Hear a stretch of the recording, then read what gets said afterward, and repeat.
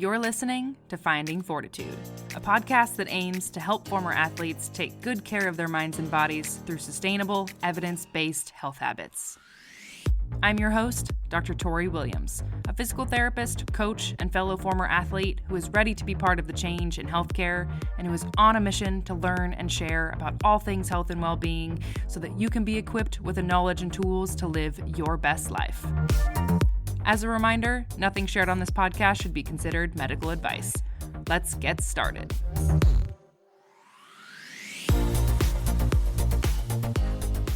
All right. Hello, everyone, and welcome back to another episode of Finding Fortitude.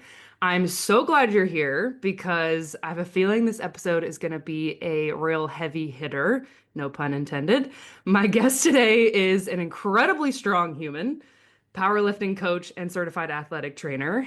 I was lucky enough to meet him through a business coaching program called the Honey Badger Project back in 2021 when I first started my business. And honestly, at that point, I kind of felt like I already knew him because I had been listening to him talk about athlete rehab for years on the Clinical Athlete podcast as I was going through grad school. So you could say my guest is a bit of a legend in the rehab and powerlifting space.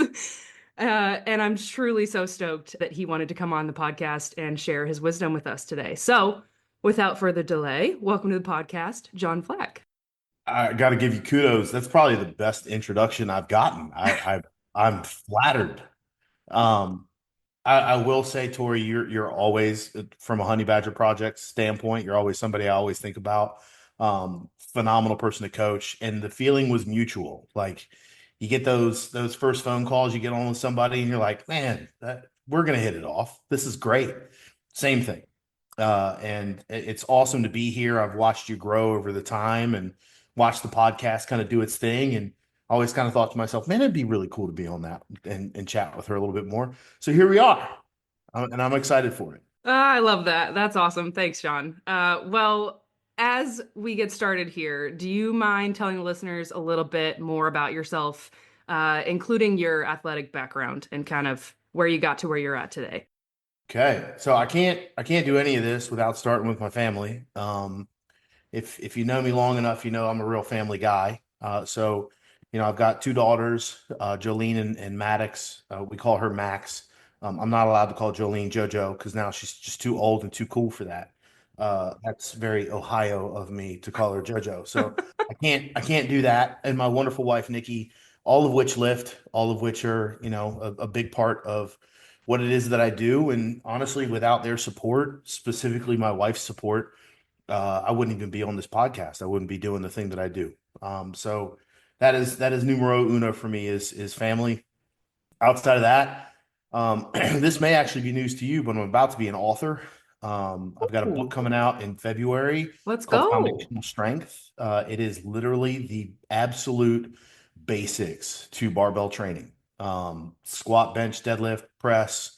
They were looking for essentially a replacement to starting strength that's more modern and a little bit more practical, and that's what we put together. So I'm really excited for that. I'm a powerlifting coach and clinician. Done a lot of things within the sport. I've been coaching. I did the math the other day and it made me feel old.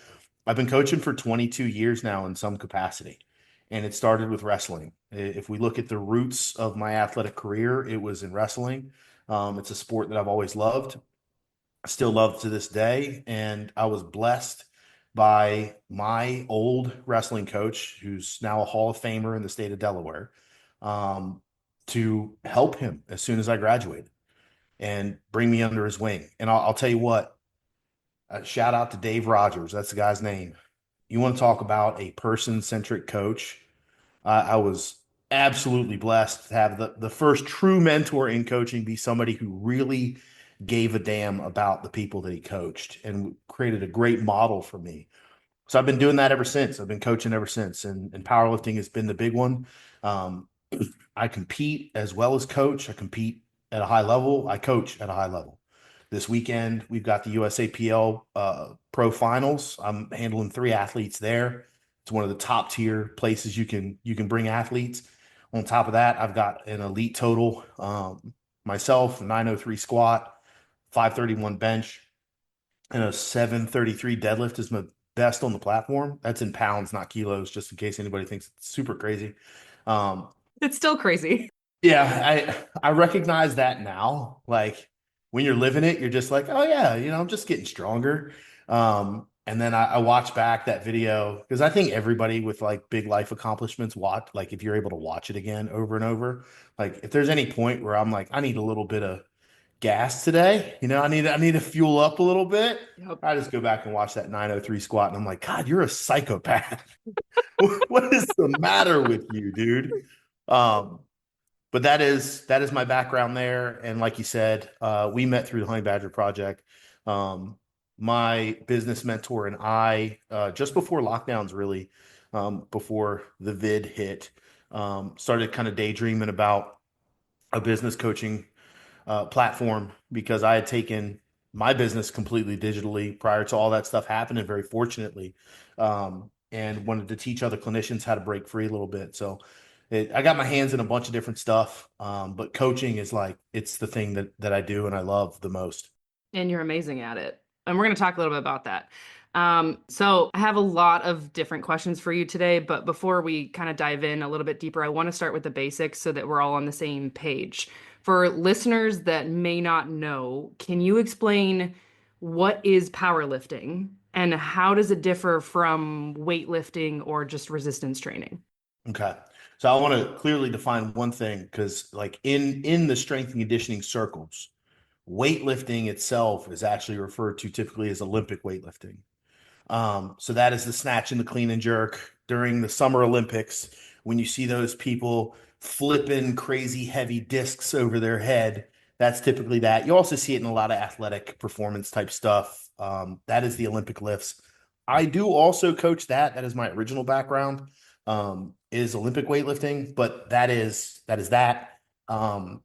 General strength training and powerlifting, the biggest difference is you're taking three lifts, the squat, the bench, and the deadlift, to absolute extremes.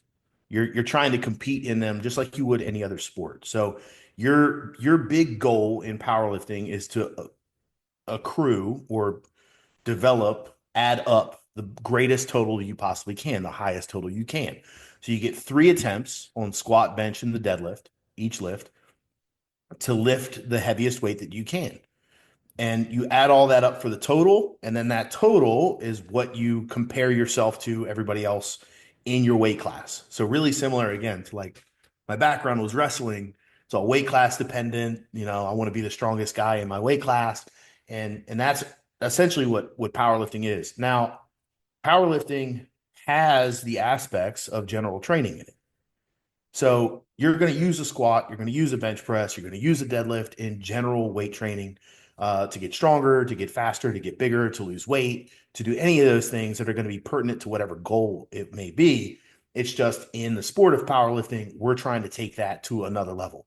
Now, you'll also see that doesn't mean it's the only thing we do, which I think is a really important piece to it. Like, it doesn't mean I don't do barbell curls or I don't do like lunges or I don't do all the other general stuff that you're going to do in a weight room. It's just my focus. The biggest thing that I'm going to try to do is lift the heaviest weight I possibly can on those three primary lifts. And the rest I do to stay healthy, to build muscle, kind of the same goals that a lot of people have. Right now, I've lost a ton of weight.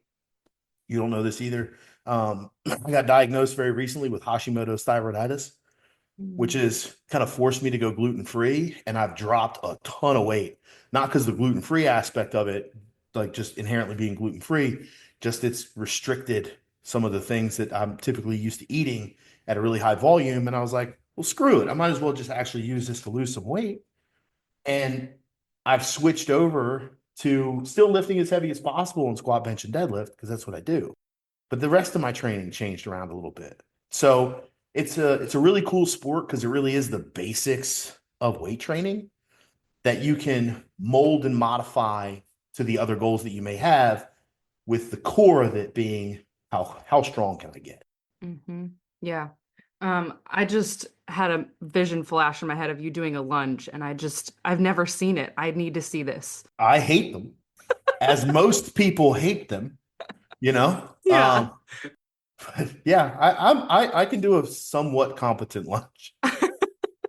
I love it. Like when I think of, John in the gym, I just think of you just like, squatting some heavy ass ridiculous amount of weight or like benching. And then you said lunge and I'm like, "Oh my God, John lunges." Okay, so I'm gonna hit you with another really important question to kind of set the stage for what we're gonna dive into next.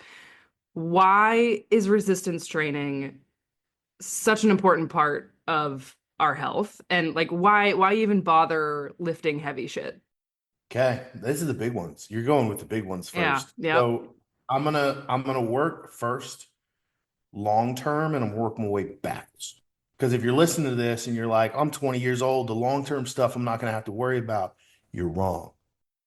I'm gonna tell you why. So there's two things up front that I want people to recognize. Number one is osteoporosis and osteopenia. Okay. Essentially the gradual loss of bone mass over time, over age, right? Now, I will say one of the big ones, and there's a higher prevalence of this in women, specifically because of menstruation and the loss of some of those key building blocks of bone. But that doesn't mean that it's just a death sentence. It doesn't mean that it's one of those things that can't be worked on. Load, weight, physical activity, exercise has a response on your bones. Your bones respond to it. If you load your skeletal system, if you load bones, your body's going to say, well, we need more of this. We need more structure. We need more support. Let's continue to lay this stuff down. There's tons of research that shows if you're osteopenic, which essentially is like you're at risk, you're starting to lose bone mass.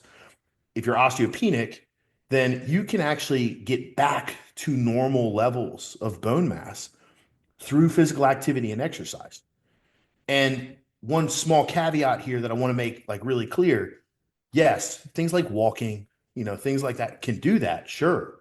That's great. But it's not just breaking your hip.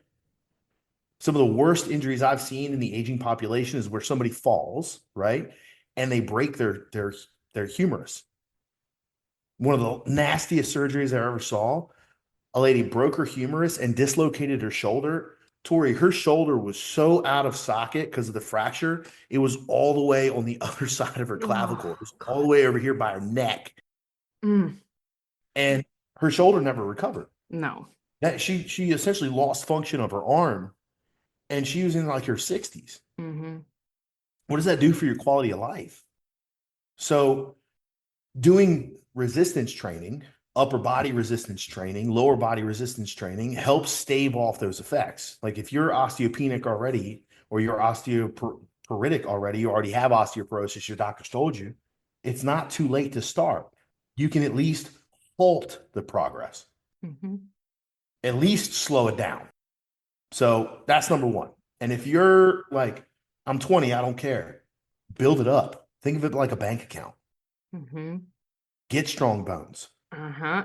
Get them thicker. Right. And especially if you are a woman, the process of menopause is going to change your hormones, and that's going to make it much harder for you to build bone afterwards. So I think it's really important early on in life, like you said, like a bank account, we're building it now. You don't plan for retirement 5 years before you're going to retire. You start now putting savings and investments so that by the time you retire, you have a chance at having a decent retirement. This is the same concept, but just for building your bones and your muscles early on in life. It's a health bank account. Nobody has a problem putting money into their HSA or their FSA every month out of their paycheck. Do the same thing here. Think of it as a long-term investment. Yep. Because it will. It'll pay off in years of your life. I don't know if you're familiar with the research on this or not, but from what I understand, walking will only get you so far in Mhm. terms of building bone. Well, exactly. And the thing is like, yes, walking is going to get you so far because it's only going to create so much strain, Hmm. right? Like it's going to adapt to that and it's going to say, okay, we're cool. And that's where progression has to happen. Right. But that's the nice part about resistance training is I don't care. People are like, but John, you lift so much. You probably got to care about XYZ. I don't care if you're using a 2.5 pound dumbbell. If you go from a 2.5 pound dumbbell to a 5 pound dumbbell, you know the difference that makes. And everybody gets bit by that bug. Everybody's like, ooh, I can go a little bit heavier on this. I can go a little bit heavier on this. There's always the sense of accomplishment. And the great thing about resistance training is it's immediate. Like you go and you pick up that heavier weight, you know now that you got stronger. Not, 6 months down the road. Looking in the mirror for weight loss at times can be super frustrating because you don't see the little micro changes. You pick up a different weight, you know it right now. That's what I always loved about it. So, Yep. Yeah, and the said principle, Wolf's Law. I mean, we were just talking about this off camera. Your body is going to adapt to the demands that you place on it. That's the basic premise of how we build and adapt our tissues to load. And so, if you're just walking, to kind of go back and reiterate what we were talking about before, your body will adapt to that. That's great. But there's so much more room for adaptation that you're not tapping into if you are not lifting some sort of weight that's in addition to your own body weight. exactly. So let me keep on the ball here. Yeah, sorry. The I other took you I one, took you off no, you're course. good because I don't want to gloss past this because otherwise it'll kind of feel redundant. And the other one, and I think it's like tragically mistalked about. Like just it people don't talk about it enough, surprisingly, is sarcopenia. Mhm. So the gradual loss of muscle mass over a lifetime, I would say, even though it's talked about less, is more impactful early. Osteoporosis is like, oh, we catch that later on, but you start losing muscle mass when you get into your 40s. Yep. And the gradual loss in muscle mass, especially if you're not doing anything to stave it off, will cut you off from physical activity and the things that you love so fast. And especially, let's just do the math here. Retirement age is increasing. It's not, you're not, people aren't retiring early like crazy anymore. You don't see people leaving the workforce at 54, 55 years old and saying, I'll just, wait a couple years for Social Security to suddenly kick in. You got people retiring 65, 66, 67, some people in their 70s. Mm-hmm. What's left if you've lost all your muscle mass at that point? What adventure are you going to go into at that point? Mm-hmm. Where's the fun going to be? Watching true crime on Netflix? No offense. I love those shows too, but like what's left? What adventure are you going to go search for now?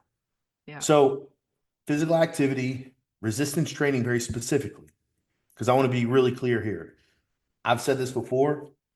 I don't care your preferred style of discomfort because all of these things are uncomfortable.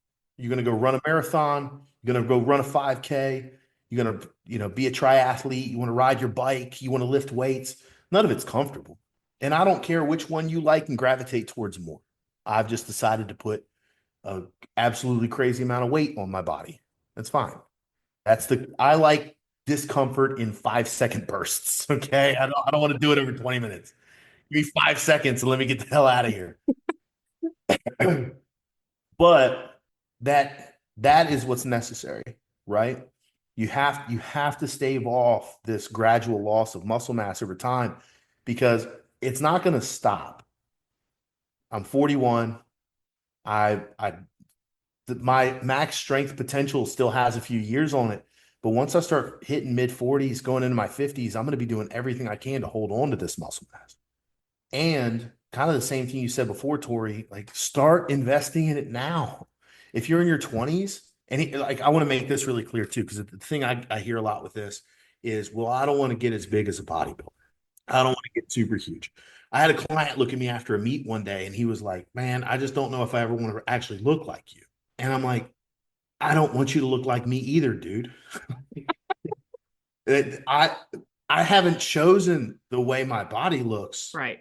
purposely. I want it to serve a function, and the function is the only thing that I care about. Yep. But it's taken me 22 years of consistent lifting to get as big as I am Mm-hmm.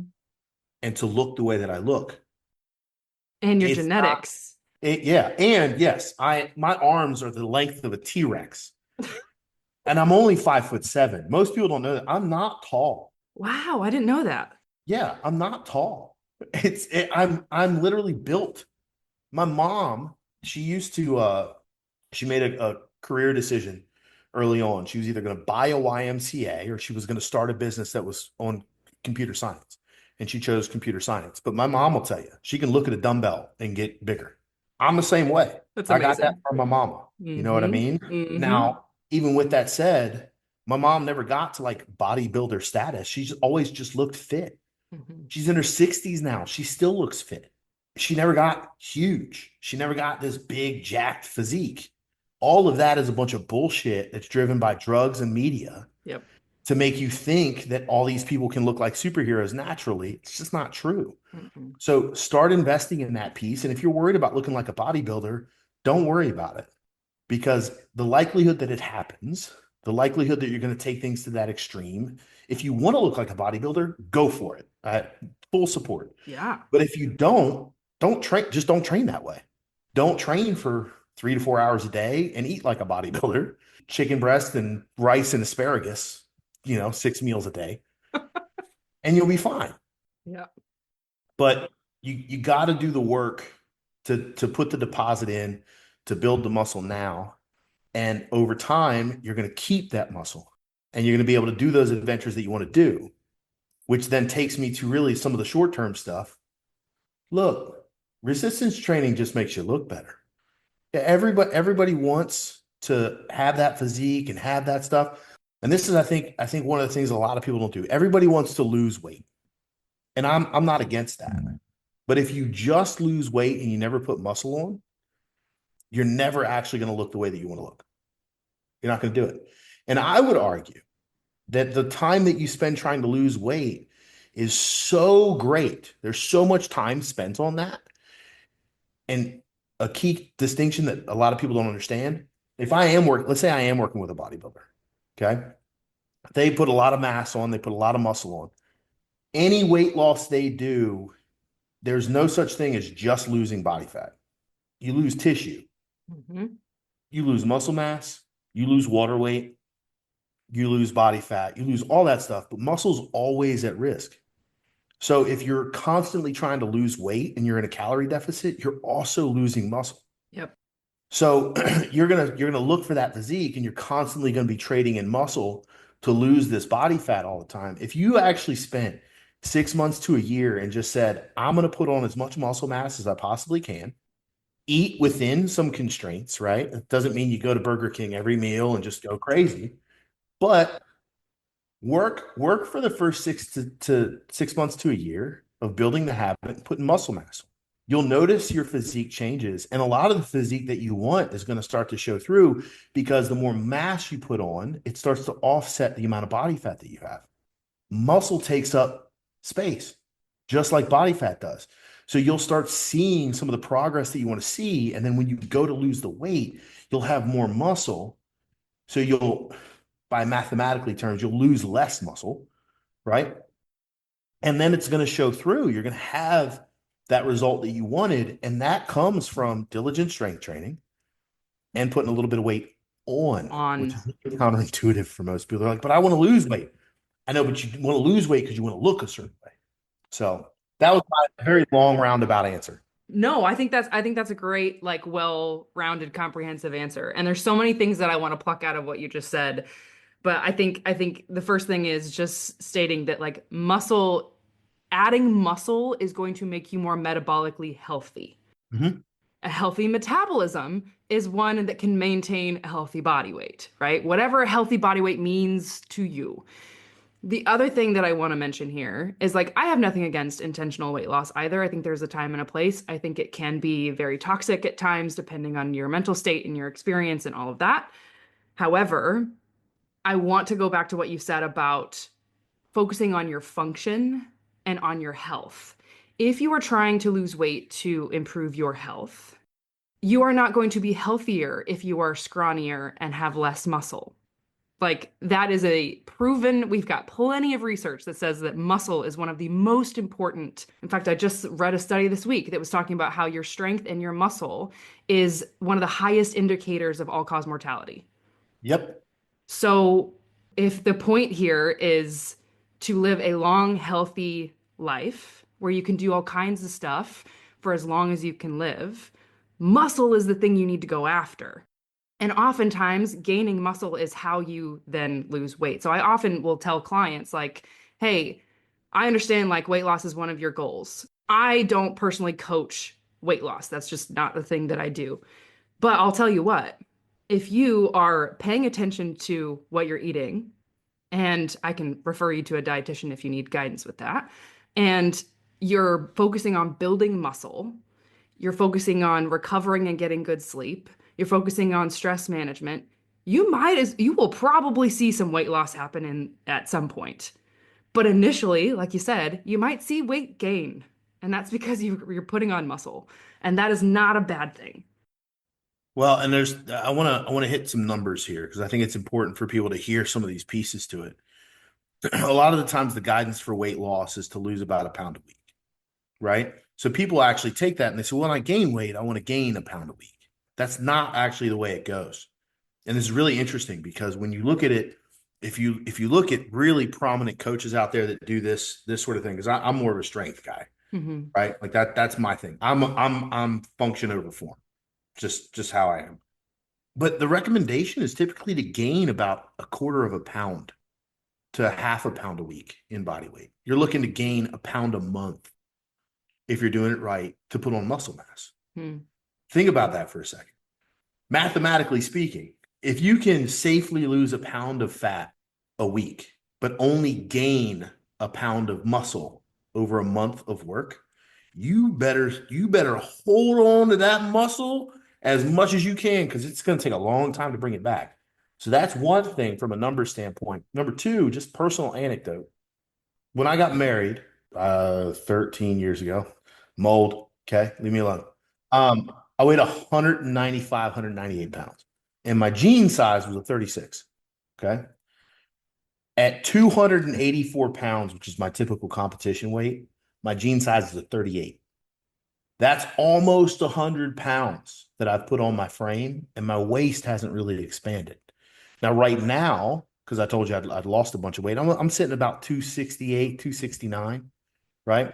I can fit in those 36s again if it wasn't for my thighs. If it wasn't for the 900-pound squatting legs that I have, I'd be perfectly fine in that pair of jeans, right? Just give me some stretchy jeans. I'm good.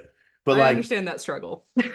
yeah, think about that piece of it, right? Because the thing we hear is like, well, if I get bigger and I put mass on, like I'm gonna go up in weight and like my jeans aren't gonna fit the same way. The only place your jeans aren't gonna fit the same way is your butt. And if you have a problem with that, then I don't know what to really tell you. I've never had a single athlete of mine complain about getting a bigger butt, Yep. male or female, any identity, doesn't matter. They're like, I love my butt right now. Yep. So I don't know what to tell you. Yeah, and even if none of that speaks to you, I think for me again it goes back to function over form. Like if your true guiding light in this life is to look good over being able to do anything fun or meaningful, okay. You know? But again, I think going back to what you said, John, like this is gonna help you feel Yeah, good and look good in your body. But yeah. um I think for me it's just a big shift from how full my life is going to be if I spend time to get stronger rather than, worrying about what I look like. When I'm on my deathbed, I'm not going to look back and go, you know, I wish I had lost 10 pounds. Those Hmm. 10 pounds that never came off. What a bummer. No, I'm going to look at my life and go, look at all the cool shit I did. I hiked Half Dome. I did this, I did that. Like I lifted my body weight. Like those are the things, I spent time with the people I love. I was able to do that into retirement, play with my grandkids. Like those are the things that you're going to care about. And so I think for me, and the way that I treat, and I think you're very similar, John, is like we care more about making your life long and healthy and happy through strength training. And that, how you look is just like a secondary benefit. So I'm going to add kind of a bonus here that's actually completely unrelated to the physical attributes of training. And one of the things that I really look back on in regards to like my powerlifting career, and you mentioned like on my deathbed type stuff, right? I don't care if you're a self-identified extrovert, introvert, anything like that. Doing these things helps you find your people. Mm. And I've been really like truly blessed to meet people through the sport of powerlifting that not only do I call friends, but like some of them are legitimately, they're actually family. Like I have godchildren because of powerlifting. I have phenomenal friends. Travis Rogers. Like, if you got a moment, really quick, pause the podcast and go look up Papa Bear Rogers on Instagram. The guy looks crazy. He's got tattoos all over his body. He looks like a human pit bull, and he's got the biggest heart you've ever come across in your entire life. Him and his wife Jess, I legitimately love as people, and I would have never met them if it wasn't for powerlifting. I would have never. They're people that you would walk across on an alley and be like, "Ooh, don't make eye contact. Uh-oh, they look scary," and they're like the nicest people in the world. They're phenomenal. Travis, I told you about my book. We did all the photo shoot at his gym, and he didn't ask for anything. He's like, "Yeah, dude, take however much time you need. Like these are the times we're gonna have people in there training, but like the facility's yours, dude." And if it wasn't for powerlifting, and it might not just be powerlifting for you, right? Like I did weightlifting for a while, didn't really find my people there as much. But I firmly believe for people to be complete, they need three places. For most people, it's home and work are like the first two. Hmm. And most people try to find a third. For some, it's church. Unfortunately, for some, it's bars. It's, whatever it may be. But the gym can be your third place, your social outlet where you meet people, where you're able to find fulfillment, make friends. If you're looking for your people, if you're looking for connection, if you're looking for another place to meet people that are like minded, that are supportive, find that through strength training, find that through physical activity, because there's nothing more in common than both two people standing next to each other sweating it out. Yeah. Oh my God. Well, we could probably end the podcast here, if we really I got wanted more of to. this. Let's go. I'm just getting warmed up. I was gonna say I've got lots of questions and they're kind of gonna go in separate directions. They all end up relating, and you'll see.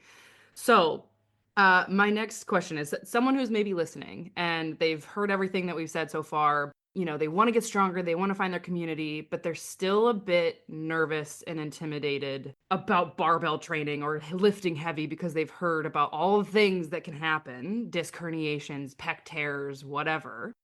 What might you tell someone who is feeling that way right now? And what do you do as a coach to help people train smarter and try to reduce their risk for injury? All right. So I'm gonna go two different answers. Okay. One is there's an injury fear and there's a judgment fear. So I'm gonna attack the judgment fear first. Number one, nobody's looking at you at the gym. Everybody's looking for the person that's looking at them. That's how most gyms operate. Now, I've been really fortunate. I've been in phenomenal gyms where that culture is just not really prevalent, but I understand that that is most of the cultures within gyms across the country. Nobody's looking at you. Everybody's looking for the person that's watching them. That's just what they're doing. So if that is a concern, understand that if you can drop the feeling of I got to find the person finding me, you're gonna have a great time. You're gonna have a great time. That, and I have a rule for all my athletes: no headphones. No Hmm. headphones, Jim. Talk to people, especially if you're in a gym of like-minded people. Just take the headphones out, start talking to people. So that's number one. There's a fear of judgment. That fear, I completely understand. Everybody else is walking around with it too. Yeah. And the big scary dude at the gym, or that really fit girl that wears her hat down really low, right? We all know those people. They're the most helpful people in the gym. Yep. They're the most helpful people in the gym because they've been where you are. I would say 99.9% of them are never judging. All they want to do, like if you come over and ask a question, they will be the most helpful people you ever come across in your life. They're the least scary people. You come over and talk, you're gonna have to get me away from you to stop talking to you. And I've got all the tattoos. I've got all like, yep, trust me, Yep. we're gonna be the most helpful. So all those things we can squash. Second, injuries. I got a couple points on this. The first one being though, I do think there's a inaccurate belief that pain should never happen. Hmm. and injuries will never happen. Ooh, drop it. Let's go. It's this is one of those things where there's this expectation that if I go to the gym or if I go and do anything, that I should never get hurt, and there shouldn't be pain, and I shouldn't experience those things. Unfortunately, that's just not reality. Yep. Like you can lay in bed at night and wake up in the morning and have a jacked up neck. Yes. Like the human condition is in and of itself a lot of weird discomfort. Hmm. My question always comes down to what is what are those things going to prepare you for? What are they gonna what's the exchange gonna be? And I've got a couple like levels to this, but we have plenty of research that shows that general strength training on a regular basis has a super low injury risk. Super low, lower than any other competitive sport you'll ever find stuff on. Yep. And I know somebody's going to be in the comments that be like, "Well, what about like uh what did the guy say the other day? What about monkey bar exercises?" Bro, chill. Okay. We're not talking about crazy extreme cases. Going to the gym, working out with the weights that are in the gym, the machines, the dumbbells, the barbells, going to a gym is inherently very, very low risk. It is. It's lower risk than getting in your car every day. Yep. It's lower risk than flying in a plane. Yep. It's lower risk than pickup basketball, recreational soccer, definitely lower risk than football. Like it's super, super low risk. That doesn't mean it's not going to come with discomfort and pain. But I know the risks of not doing anything. Hmm. I know the pain and discomfort. I've seen and treated people with the pain and discomfort of a sedentary lifestyle. Yep. I know the healthcare system burden Yep. of billions with a B, billions, hundreds of billions of dollars a year spent on preventable disease. Here's a fun one. Every single year, because of preventable diseases, we lose 10 million years of life. Wow. Let me qualify that for a second. What that means is if the average age that people live is 80 years, anybody that dies before that is a loss of potential life, loss of potential years. Over the course of a year, 10 million years of life are lost because of preventable disease. Certain heart conditions, diabetes, all these things that we know are linked to sedentary lifestyle and dietary changes. 10 million years a year. So since 2020, we've lost 40 million years of life just because of lifestyle choices. That's crazy. It's a crazy statistic. And the even crazier part, I'm gonna blow your mind really quick, Tori. That's the conservative estimate. Other estimates put it at 18. I'm going with the low one because the low one's crazy enough to believe. Yeah, right. It's almost incomprehensible. Like that number is so big. So if I would have you trade off and go to the gym occasionally, and yeah, maybe strain a hamstring, get one of those funky oblique strains where you're like, oh, you're kind of hunched over and you can't laugh for a couple of days. Yeah. All right, cool. But you're going to recover from that. The likelihood you break something, right? You break a femur or you do super low. Like a catastrophic injury like that is very rare. But you're going to have typical aches and pains of anybody being physically active. And I would argue anybody, like, you're probably going to run into those if you weren't in the gym. Small caveat, just like Icarus, the closer you fly to the sun, the higher risk. I want to squat 1,000 pounds in competition before I die. It may kill me. I'm okay with that. So if you take things to extremes, just like the NFL, right? Hmm. The NFL, there's a ton of injury risk. Why? Because you have massive dudes running at light speed. They've gotten so fast. In any kind of weather, also. Yeah, in snow. What Literally. is going on? Why are we like this? Just smashing themselves into each other, right? Like the injury rate in the NFL is far higher than that in high school. So, but those are the guys that are flying as close to the sun as humanly possible, and they're going to get some of them are going to get burned. Same thing here. If you take it to extremes, if you go in that direction, you're going to increase your risk. It's just a kind of inherent thing. Just like driving your car. If you stay within the speed limit, probably gonna be okay. If you're going 120 down the freeway, what do you think is gonna happen? Like eventually you're playing with fire. So when I look at it from that perspective, and that's when I talk to my athletes about like injury being an inevitability at that point. We're gonna have to overcome it at some point. Be prepared for it. It's the nature of the beast. But again, if that's what you want to do, if function for you and the competitive nature of it is something you're passionate about and you're going to sign off on it, it's cool.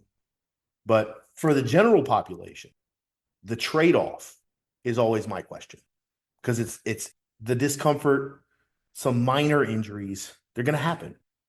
Everybody, I'm gonna make a crazy claim here. Everybody within that realm, when they first start to go into it and they start exercising and stuff, probably going to experience low back pain. Hmm. 80% of the population experiences low back pain anyway. Anyways, yep, So yep. what are you avoiding? God, Last thing. yeah, Last yeah, thing. I'm on a roll. yeah. You are. What Keep going. happened? Keep going. Get me going. Okay. One of the big things that I notice a lot of the times, and this actually might be one of your other questions going forward, is everybody blames the 1 hour of the day where they're exercising. Well, it happened because I'm training now. It happened because of XYZ. Well, what time did you go to bed last night? 3 a.m. What time did you wake up? 6. Oh, 3 hours of sleep. That's cool. Nice. Good stuff. What'd you Uh-huh. do after that? Well, I got in my car and I commuted an hour, hunched in this little teeny sports sedan. And I got to the office and I sat down for another 10 hours. I never got up because I couldn't take breaks. So then I got back in my car and commuted back another hour. So you're sitting for 12 hours. Cool. That's awesome. Didn't really change positions. Great. Did you eat in between? I didn't really eat in between. I grabbed something at the gas station on the way in. It looked like a double boiled hot dog that had been sitting there for 7 days. And then on the way home, I snagged something else from a fast food joint. And I'm like, okay, cool. Do you think anything in there possibly contributed to the way you're feeling right now? Or you get like, yeah, my dog died, and all of a sudden my back starts to hurt, or my wife and I are having a conflict right now, or like there's all these factors that go into the pain experience, Yep. right? And I know this is clinical talk now that That's you and I okay. talk I talk crazy about with. it all the time. That's all right. Oh, great. So the Yep. audience knows what I'm talking about. There's Yes. all these things that go into the pain experience, and we're going to blame the hour that we were physically active and not all the other stuff that also encompasses your general functioning. Yep. So that's the other piece. Like, look at the whole picture of what can contribute to your pain before you just say, "Oh, I was training." Mm-hmm. Yep. Yeah, pain and injuries. And I think especially because a lot of my audience and my clients are former athletes. So, I mean, think back to the sport that you absolutely love. I mean, unless you were one of those that was like incredibly lucky and blessed that you had that zero injuries and never felt any pain or soreness, which is like highly unlikely, would you look back at that and go, "Oh, I shouldn't have played sports. It wasn't worth it." I mean, no, most of us are going, "No, that was worth it for the return that I got from that, from the community I got from that, from the fun I got from that, from the purpose I had from playing that sport or participating in that activity. It was worth it." I mean, fitness is the same way, right? I mean, things are going to happen, but if it's worth it for you, Oh my gosh, I and this is just like high school football, right? In one season in high school football, I sustained more activity interrupting injuries, and I think this is a really important definition, right? Injuries that made it so that I could not live normal life. I sustained more of those than my entire 20-year long career as a competitive lifter, whether it's in powerlifting or weightlifting. Okay. I one time, and I can tell you exactly why I hurt myself so bad in the weight room one day because I was an idiot. I was a complete moron. My ego got in the way. I made a really stupid training decision and I paid for it. Right. And to this day, like that thing doesn't bother me anymore. It's the thing that everybody's so scared of, like a back injury. I had a back injury that literally had me laying on the floor for 30 minutes at the gym. And I've gone on since to nearly double the amount of weight that I can squat. Like Crazy. it's not even a thing anymore. I don't even care. I don't even think about it until we start talking about this sort of thing. But that's the one. That's the only one. And it had me down for like 3 months during football season. I remember very specifically my senior year. I rolled my ankles so many times, like I couldn't even go to school some days. I could barely walk. Mm. Like I sustained injuries through competitive sport when I was wrestling. Shit, when I was coaching wrestling, I dislocated a rib Oh. wrestling, coaching, because I was live wrestling with some kids. It had me out for like 6 months, Tori. That thing was so bad. Oh. It's still a deformity. If I feel my rib cage here, it's still elevated. It healed, elevated. Didn't happen in powerlifting. Right. Yeah. And, I think there's going back to what you said earlier, a lot of that goes back to also understanding the other risk factors around injury, and realizing that, yes, training and training smart and having good progressions and, you know, shameless plug, hiring a coach who knows what they're doing, um, is an important factor. But like, so is all of the rest of it, and how you're recovering and what your current life circumstances are and what you're putting in your body nutritionally and socially and spiritually and all of that. If we want to go real woo woo, like, there's much more involved. There's much more complexity involved, in injuries than just like lifting heavy. Mhm. Um, Anything else on that before I kind of shift? No, let's Okay. keep rolling. Okay. So most of my audience is cisgender women. Mhm. And as you know, historically, there have been a lot of barriers and stereotypes that have discouraged women in particular from lifting heavy and getting strong. You've already touched on all of the women that you work with and coach, and your wife and your daughters. Um, and I know that you and your wife have taught your daughters how to lift. What has that experience been like for you, and why is it important that you've shown your daughters that from a young age? I'm gonna take this into two segments again, if that's cool. Yeah, that's kind of two questions, so that's fine. Yeah. So I'll get to my daughters last. Um, I have had the pleasure and benefit of coaching a majority women through my business as well. And first off, they're way better to coach than dudes. Yes. Way better to coach than dudes. Dudes have horrible egos around all this stuff. It's just absolutely brutal. One of the only reasons I coach them effectively is because I'm stronger than like 99% of them. But when it comes to this, I want to make it really clear. Like I have coached, honestly, now with what I'm doing. So interweave here a little bit. I'm doing all the strength and conditioning for my daughter's cheer group. So I've got four teams that range in ages from 5 to 6 years old for the tiny team, all the way up to early 20s for the senior team, and everything in between. So I've coached girls literally from 6 to 7. I've got a 74-year-old competitive powerlifter. And I actually still have my one-on-one sessions with Linda, who's in her 80s. So this is one of those things where I've seen the benefit. I've seen it spread the gamut from age and background and cisgendered. It's been transgendered. It's been all across the board when it comes to who I've had the opportunity to coach. And I will say, number one, huge strides are being made within the competitive side of strength. We've seen the women's side of the sports grow substantially. I still think there's a lot that needs to be done. There's a ton that needs to be done. And the first thing you mentioned, like hire a good coach, vet your coach too, Mm. right? Like talk to other people, make sure they're not a douchebag. Like it's really important. It's more important than ever because of so many women getting into the sport. Make sure that you're not just going to go with somebody who's qualified, but go with somebody who's going to be safe. Mm. And I don't say that lightly. Okay. So just vet your people, please. Um, but we've seen incredible opportunity over there and incredible progress over there.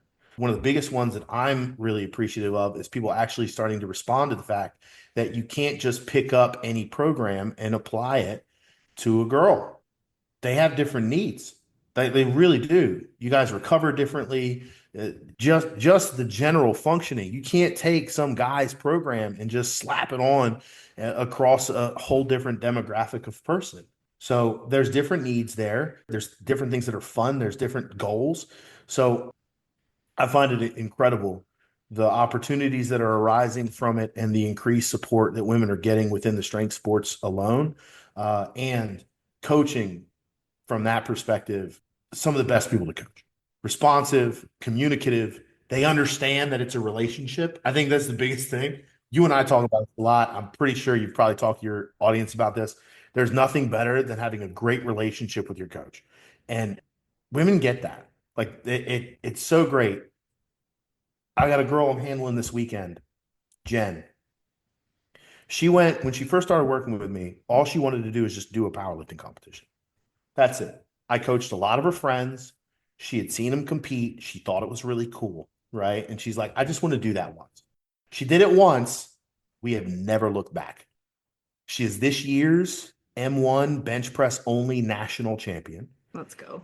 And she's going to the pro finals this weekend in San Antonio, Texas to compete at the absolute highest level. And she's already got an invite to the Arnold Sports Classic, which is the biggest sports expo in the strength sports expo in the entire world. And she's going to compete there too. She went from, I just want to dip my toe in the water to, yo, this is me. Like, I got goals now. She's probably going to bench this weekend somewhere close to 250 pounds. God. Wow. And she went from, this looks cool. Let me give it a go. That's amazing. It's nuts, I right? love that. So that's the stuff that's out there. Now, when it comes to my girls, I think this is a really important topic because I think a lot of people, and I've coached long enough, I've seen a lot of people live vicariously through their kids. And like, you're going to play the sport that I played because I played it. Hmm. And my wife and I have actually never lived that way. A really good example of this is that it's really funny. I do think what you expose your kids to is something that they're just going to kind of gravitate towards. Sure. But my kids, Jolene took second place at youth nationals this year, right? She's also a cheerleader. Like those are the two things that she's really kind of fallen into. My wife cheered her whole life. Hmm. And I remember when we were talking about like, what do we want our kids to do physical activity wise? My wife was like, I want them to cheer. Oh no. She's like, I don't think I want them to do cheer. And we Oh. came to the decision of like, we're going to nurture their interests. Mhm. If you want to try dance, we'll try dance. If you want to try, we had a place in the area that did ninja classes. They loved that. Like they did jujitsu for a while, like whatever interest it was, and cheer has bitten them, but so is lifting. Mhm. And I remember the first time Jolene came downstairs, she was 7 years old because we've always had a home gym. And Nikki was talking about the next time she wanted to compete. And Jolene said, how old do I have to be? Hmm. And shit, Tori, I didn't even know. I was like, I don't know. I don't know how old you have to Good be. That's a question. question I've never had to ask or answer. And it turns out I looked up the rules and she had to be 8 years old. And she's like, okay, cool. When I turn 8, I want to do a competition with mom. I said, okay. Just do you know what that means? She goes, yeah, I'm going to have to come down here and I'm going to have to learn it. I'm going to have to train. Now, it looks all sunshine and rainbows on the internet. Okay.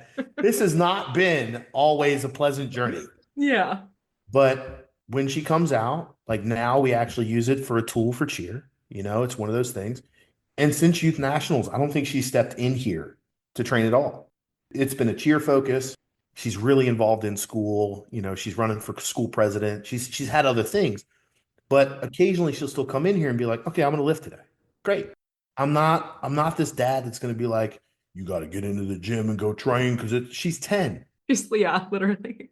She's 10. Max has her own little whiteboard. She'll occasionally come in and tool around with me, and she likes to play with Alexa and pick the music. I've maxed out to Moana far too many. I'm telling you right now though, there is nothing that slaps harder than the I am Moana moment. Like when you're unracking a big ass weight, like, oh man, that ooh, it gets me going every time. I love the Moana soundtrack. I love that. So but she'll come in and she'll just write her own workout on the whiteboard, and it'll be crazy. It'll be like a bunch of rounds of squats and the things that she likes to do, and she'll do her own little push-ups and stuff like that. But for us, it's always just been like, okay, if you gain interest in it, then we're going to nurture that and we're not going to force it. And thankfully, I think a lot of it has to deal with the amount of time that my wife and I do invest into this. They have caught an interest to it. But I think it has been a really cool thing to see them just kind of like navigate it on their own terms, which has been really important. If you want my support, if you want my help, you got a world-class coach sitting in front of you, you want to help. Okay. But I'm not going to force it on you because it's the thing that I love. Yeah. So I wanted that caveat to be really clear because I think a lot of people can make the assumption like, here's this giant tattooed guy lifting crazy weights, just pressuring this on his kids. If you want to go and run outside and ride your bike while I'm lifting, I don't care. Just pop in every now and then to operate the monolift so I don't die. Okay. Just help me out a little bit. It's cool. I love that. I think that's the best way to do it because really you're allowing them the autonomy to just figure it out and see what they are passionate about and enjoy. And of course, like you said, proximity is helpful. That was with me as well. Like that's why I got into running and why I played softball because that was what my dad did and that was introduced in my family. But I think to know that you have that support from your parents and anyone who's listening who's like, damn, I didn't have cool, like badass strength athletes like John and Nikki when I was, for parents when I was younger. So like I wasn't introduced to that. First of all, it's not too late. Like you can still do that thing now. But I think this is just such a cool thing that you've opened up this world to your daughters and just said like, hey, this world is here for you if you want it. Um, just showing young girls that you can get strong and have that be your main passion and focus is like just such a cool thing that was I wish was around when I was younger. I honestly I played sports my entire life. I did not lift anything more than like, I don't know, a 10-pound dumbbell until I played softball in college. Mhm. Like I was not introduced to any of that. And I look back and I'm like, oh my God, even just in high school, if I had been allowed in the weight room that was attached to the boys' locker room in high school. Always in those old high Yeah. schools, right? Like there were Like, no girls that I think the only girls that ever went in there were like the girls that were on the wrestling team. And even they were like stared at, like, what the f are you doing here? Like it's yeah. if that had been introduced to me when I was younger, or like some of the girls that I know, like imagine the athletes we could have been, like even better. So I think that's a really cool thing. And I appreciate you and the work that you do, not even just as a parent, but just to create a safe and supportive environment for women in general. Well, and I gotta say this really quick because I think this is really important for some context too. I mentioned earlier my mom had the opportunity to buy a YMCA. Like that was my mom is who introduced me to physical culture, and it's kind of a running joke in the family. Like, between my mom and dad, my mom's the roots of the athletes in our family. She just is. She didn't have any of those opportunities when she was coming up. Yeah. There weren't sports for girls. Um, she didn't really have a lot of chances to do that. I remember, from a physical standpoint, I think one of the only outlets was modeling. She did some modeling when she was younger, but the physical culture just wasn't there. And when that started to become, I wouldn't even say more prevalent, but she got, into her 20s and stuff and around that college age, and she started to just be more active. That's what really kind of got the ball rolling. And this is, I was born in 83. We're talking about those 80s where like Reebok step classes and stuff was like a big deal. That's when she fell in love with it. And it was my mom initially who, when I was in middle school, introduced me to distance running and introduced me into just some general physical activity. Because I moved down to North Carolina and I went from like 140-pound kid to like 230-pound kid just because all the damn fried food, all the hush puppies and all that kind of stuff. And she said, man, I gotta get this kid moving. And I was at risk of not making the football team because I couldn't run the mile fast enough. So she helped me with that. And then really looking at it, I've been lifting since I was 15, but not because I had to. My mom and dad bought me a set of dumbbells because I gravitated towards that stuff. They bought some more things because I gravitated towards that stuff, and it's just something that has been an interest that just blossomed from that. But the roots of it, what plugged me into it was my mom. So like she's been, I feel like, at least through my lens, that pretty much most of my career through strength. I mean, shit, one of my greatest mentors as a coach is Susie Hartwood Gary. Susie's a 30 plus time world champion in powerlifting. And she's like 4 foot nothing too. She's great. She is the coolest woman on the planet. But like Powerhouse. she's one of my greatest mentors, her and her husband Matt. And like women are positioned in my life as leaders within this field. Just look at the general population. Most gym populations are dominated by women. Recurring memberships that are used, here's a fun fact, right? 5% of gym memberships in the country are actually like acted on. Wow. Wow. Five? Yeah. It's shocking. Oh, That well, let's be fair, Planet Fitness doesn't help anybody. yeah. If anybody hasn't realized that's like the biggest business trap ever, like, yeah, take your $10 membership but the only way you can cancel is if you physically come in and tell me, like, yeah, I'll just pay the $10 each month to not actually deal with that actual judgment that you do Yeah. in the gym. That's great.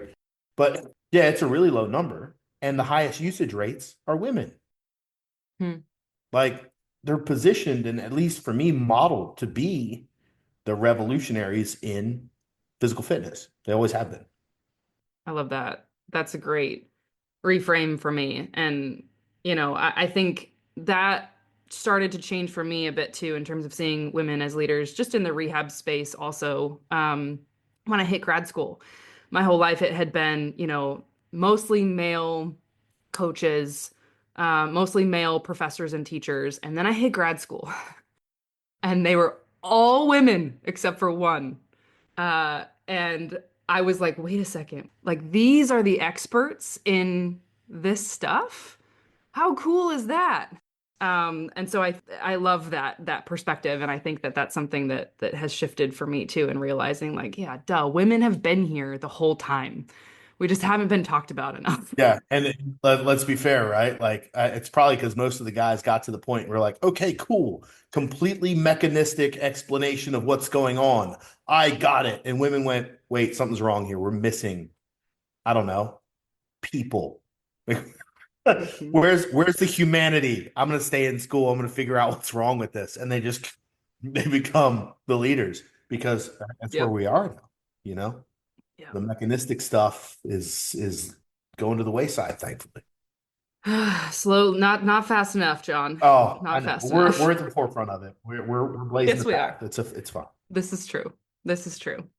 All right. Well, I've taken a lot of your time. I do have one more question if you have time. Get after Okay. it. I'll make it the All right. longest answer So, possible. so this is something, especially because this is fresh. I've seen you talk about this more recently on Instagram and on socials. There's still a lot of talk on the interwebs about how cardio kills Oh gains. yeah. Okay. All right. Okay. So, uh, can you talk about why cardio is actually helpful and important for athletes that are strength athletes in particular, people that want to get strong? Yeah, and I'm actually going to start with a pretty extreme example that's not strength athlete related. But look at the revolution in endurance sports in using strength training to increase muscle mass Yeah. and increase road speed. Yep. Other way around. Yep. We Totally. have individuals on the far extreme running marathons, doing ultra marathons, doing Ironmans that are saying, I need to lift weights to stay healthy and to be faster. For the longest time, very similar to gymnastics, right? It was lower body weight, lower body weight, lower body weight, lower body weight, lower body weight. You got to be a lighter runner to be faster. You got to be a lighter gymnast to be faster. Look, go back and look at the US women's national team in gymnastics in the Olympics compared to every other team. Those girls are jacked. Absolutely They jacked. are jacked and they are crushing people. Some teams, some nations are finally coming around to it, right? But our men's and women's teams are tens of percentages of body weight heavier and more muscular. And they're crushing people because of that piece of it, right? So that's my first piece. If strength training can be beneficial for an endurance athlete, then the opposite has at least enough, that makes sense to be true, right? It makes it plausible. So let's look at it from a strength athlete standpoint. Number one, you got to be able to recover.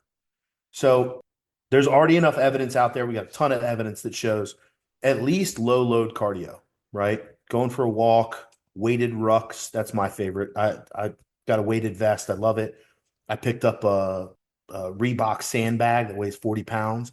It's adjustable. You can 10 to 40 pounds that I also carry with me. I've got a sled that I walk around the driveway with. That can increase your recovery from session to session to session remarkably. So that's number one. You got to be able to recover. If you're lifting these heavy weights, you got to be able to do stuff that's going to get your heart rate up because general cardiovascular health is also still a real big indicator of lifespan. So that's number one. Number two, okay, and I can tell you this right now. When I squatted 903, everybody was like, oh, but it's such a short span of time. You better believe I was out of breath.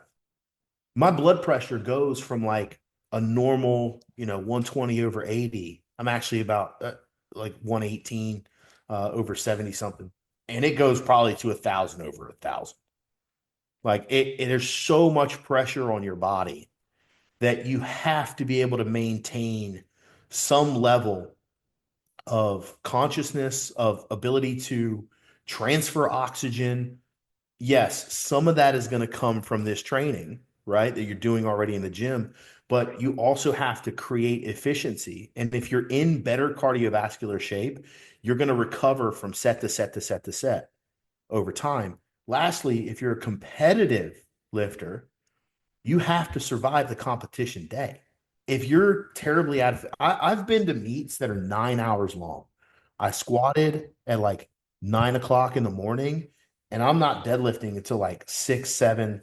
There's one I was 8 o'clock at night. You can't do that without being in shape. So all of those things stack together on top of the fact that you can do this without absolutely crushing yourself. And I think that's the thing that a lot of people have found. It's like, well, cardio kills your gains. Well, that's because you're just an all or nothing personality. It's Yes. it's I'm gonna lift heavy and then I'm gonna go run 100 hill sprints like I'm some NFL running back. Like, no. If you're gonna focus on marathon training, I don't need you to be a power lifter. Okay. If I were to train a marathon runner, we're going to do really simple strength training work. It's going to be in and out of the gym. They're probably going to be 30 to 45-minute sessions and they're going to be in and out. It's going to be simple. It's going to be easy to follow. It's not going to be super taxing. It's going to help them recover and just keep some muscle mass, or in the off season when they're not training super hard with the distance, maybe gain some muscle mass. For a power lifter, it's going to be the same thing, but flipped. You're going to come in and you're going to hit the weights hard.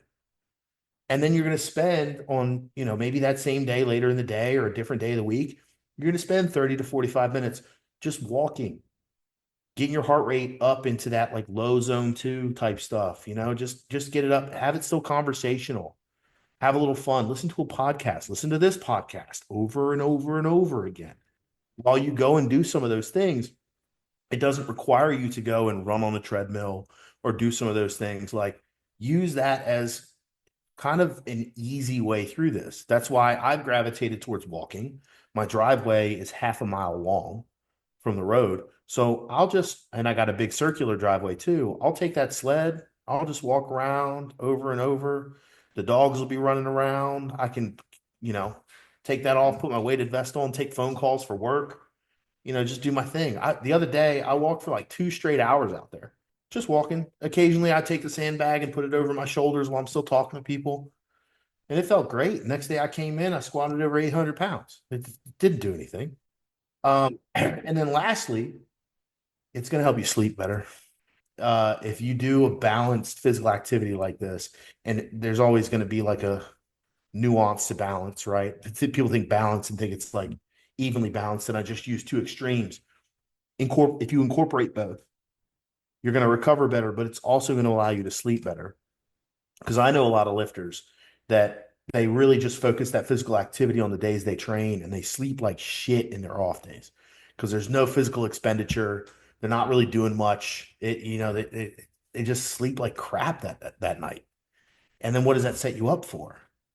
A crappy training session the next day. Then you sleep like a log because you trained and you blew everything out and you feel great. All the endorphins ran and then you conk out, right? And then the next day you're restless thinking about your next training session. Well, get some physical activity in. You'll sleep better. And if you sleep better, I'm going to make a claim here. If you sleep better, your whole life will be better. Mm-hmm. Work, family, exercise, it'll all be better. Just sleep better. Yep. Yep. It's true from a research perspective, but it's also true from just a logical perspective. We all get that. So, in other words, cardio is not going to kill your gains unless you're just beating yourself into the ground in all realms of fitness. And I find that to be something, particularly with my former athletes, that we tend to do because we want to go all or nothing. We want to go, okay, if I'm going to work out, it needs to be hard. I need to be exhausted and I need to feel like I've done something, right? And I think that's one of the number one topics that I'm talking about with clients is like, hey, you know, it doesn't all have to be hard. I want you to continue training. And this is what it looks like. And when you go for health promotion, and even when you go for performance, I mean, we're not talking professional level athletes here. We're just talking, these are people that want to stay in shape and stay healthy and live a long, healthy life. I mean, that's the strategy. It's sustainable. You got 5 more minutes. Yeah. All right. So I'm gonna lay something out for those former athletes that I think is really important here. So I'm going to tell you the difference between the American system of athlete development and the Russian system of athlete development. Mm. Okay. So there's one piece to Russian athletic development that I think is far superior to ours. Because in America, our coaches, our best coaches, are saved for the highest levels. Our athletes are built through attrition. You have lower skill coaching at the middle school, high school, youth levels. Most of them are volunteers, and God bless them. Okay. Hmm. Here's the thing. Any parent that wants to go and volunteer, any teacher that wants to go volunteer, God bless you. Hmm. You're doing a service, but it doesn't mean you're a great coach. Right.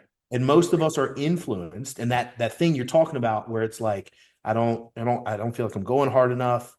That's perpetuated by poor coaching at low Yep. levels because you go all out on this practice, and then what do? They use conditioning as punishment. You have to go Yep. run a bunch of sprints or gassers or like whatever it is because there's no understanding of how that works, right? So what ends up happening is our best athletes in many situations, I won't say all, there's phenomenal coaches out there. I remember Dave Rogers, who I mentioned earlier. I remember coming in one day, one of my first weeks of coaching, and we were in the middle of the season, and he's like, "We're gonna have an easy day today." And I was like, "The fuck is that? What do you mean, an easy day?" He's going to take it easy on the guys today. Let them recover a little bit. We'll do some drills. We'll do a couple things here, but we're not going to go live. We're not going to do conditioning. And we went pretty hard the other day. We're going to take it easy today. I thought he was crazy. Phenomenal practice. It was great practice. It was like, this is the best practice we've ever had. The kids were great. Morale went straight up. They came in the next day ready to work. It was awesome. It was brilliant. That's why he's a Hall of Fame wrestling coach. But that's what we do. Our best athletes make it through the gauntlet, or they're the standout. They're the Derrick Henry that had like 8,000 rushing yards his senior year in Texas.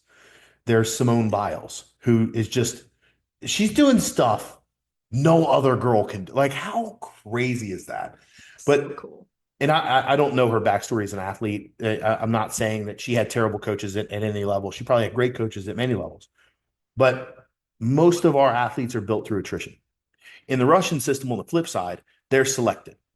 They have, their selection process, which obviously things in Russia are crazy. Like, I don't Hmm. want anybody on the comments being like, "You're a Putin lover." No, like, let's chill for a second. But they develop through selection. You're selected, right? Very much like the Chinese system. You're selected because of certain attributes that they find at a young age that are half baked. It's a little crazy. And then Mhm. from there, right, their best coaches are at the earliest level. And then when you get up to the higher levels, that's where you have supervision of some of the best coaches, but they're also trying to develop master coaches from there. So if you look at like the Chinese and the Russian system in weightlifting very specifically, they'll have like assistant coaches and these people trying to develop with some world-class athletes, but they have so many of them that they've selected that the attrition now starts at the highest level. But their best coaches are at the youth levels. Those masters coaches, it's the greatest honor to be assigned a youth team. Wow. So those athletes, they come through. Look at Russian hockey players. Why are Russian hockey? Why is Alexander Ovechkin chasing Wayne Gretzky's goal record? And the dude's never hurt. Like this is the first time he's ever been hurt in a season. Like these guys are bulletproof. Why are they bulletproof? Because they understand all the things that are necessary. They know when to take it easy. They know when to push hard. They know all that stuff because it's been taught to them through an extensive period of development because they started with great coaching. Hmm. So, one of the things as a former athlete, if you want to break that cycle, understand recovery, understand, I shouldn't throw this word around, understand the traumas that your early coaches kind of put on you of like, conditioning is punishment. It must always be hard. Like, you Hmm. got to break free of that stuff to actually get the results that you want. And you have to reprogram a little bit because if you're working with Tori right now, I can assure you, you're working with a world class coach. You're working with somebody who knows their shit, but you got to give into that reprogramming because it's not going to feel comfortable compared to what you came up from, which isn't effective coaching because we have it backwards. You made it through the attrition gauntlet and left at some point because you're a former athlete, right?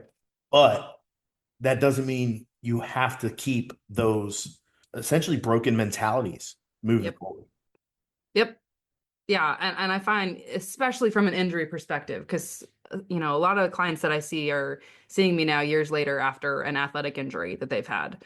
And a lot of what we do is rewiring thought patterns and beliefs about what that injury meant or what it means when we're hurt or what our pain means and all of that because I think when I say that at face value people are like, well, that sounds woo woo. It's like, well, no, when you work with enough people who have been coached and programmed to believe certain things about their body and the way that it functions, like if we don't start there, we're not going to get very far because those same things will keep coming up and keep putting the barrier in front of us for progress. So a lot of what I do is talking people through that and kind of walking them through what they experienced and now what they're experiencing through their body. So yeah, that's great No point. pain, no gain. Go hard or go home.